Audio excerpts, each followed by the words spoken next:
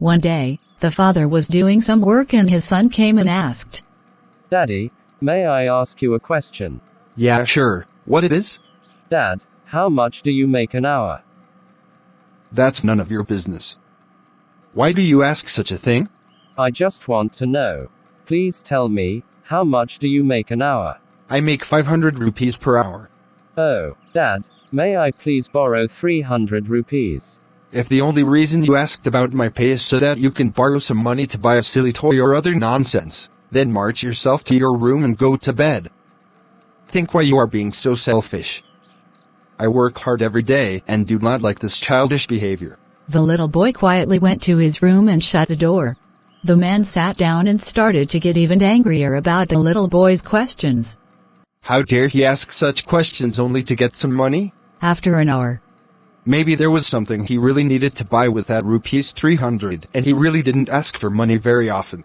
The man went to the door of boy's room and opened the door. Are you sleeping, son?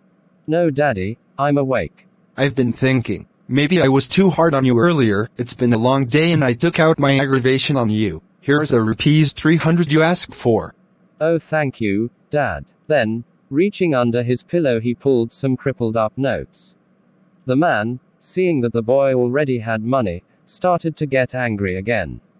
The little boy slowly counted out his money, then looked up at his father.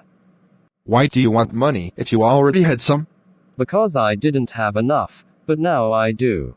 Daddy, I have 500 rupees now. Can I buy an hour of your time? Please come home early tomorrow. I would like to have dinner with you.